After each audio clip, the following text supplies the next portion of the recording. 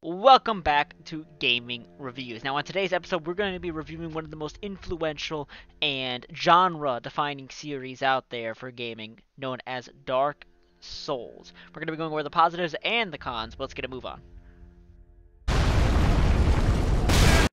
So what exactly is Dark Souls? Well, Dark Souls is a notoriously slow-paced 3D RPG where you get to customize your character and go through set obstacles and bosses on your way to the very top. Now, there's 3 games in the series, but a majority of our footage for today's review is going to be taken from Dark Souls 3. Now, each game has their own intricacies, which make it its own little beast, but again, we're talking general, and a majority of these general things are shared between, well, the series, which makes the most sense, obviously.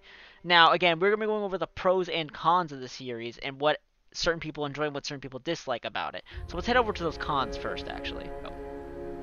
So now we are with somebody who actually didn't enjoy the product all that much. So we have Donnie here. Now, what did you not enjoy about the Dark Souls series? Honestly, I found the challenge a little hard to get over for my first time. I know people enjoy the challenge, but for me it didn't feel like I was making any progress when I was stuck on the second boss fight, which is pretty early on in the game.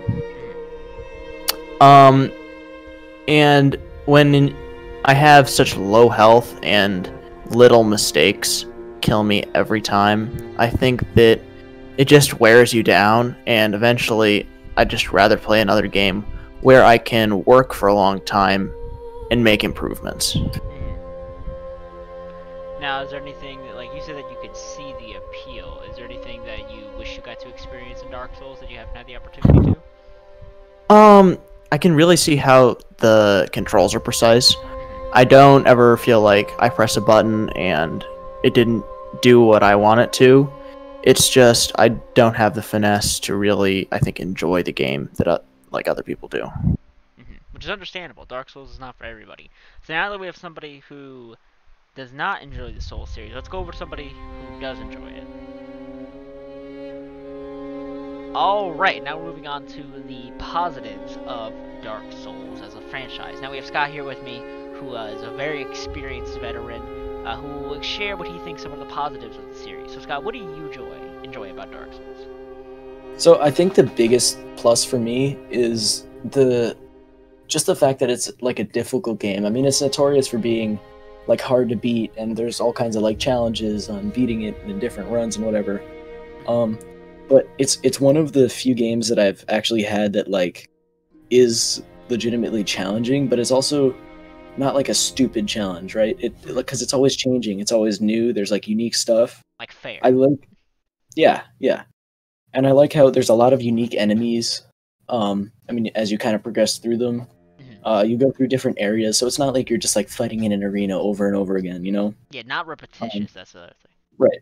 And then my other like big plus is I really like how you can like customize your build and your character with like all the different weapons, the different armor, the different like stats you can decide to level up and like balance yourself out how you want.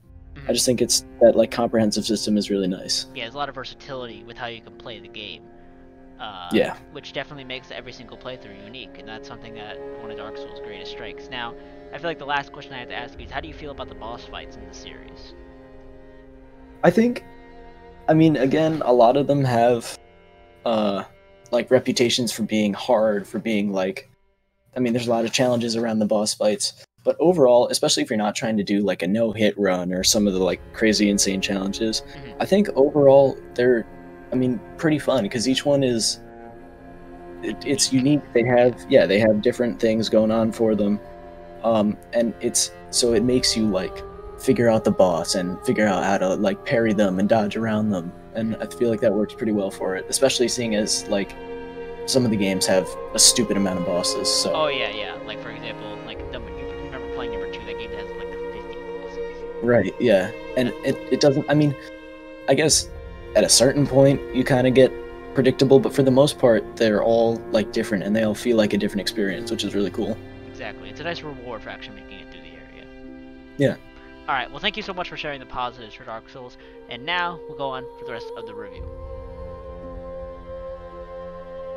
Now perhaps that was a little bit too short a review, But again, I think our words should really stick. This is a series not made for everybody. It is made for an incredibly niche audience. However, if you feel like you are willing to look for a difficult, stimulating video game challenge with a lot of depth, I really can't recommend anything else other than Dark Souls for your first attempt.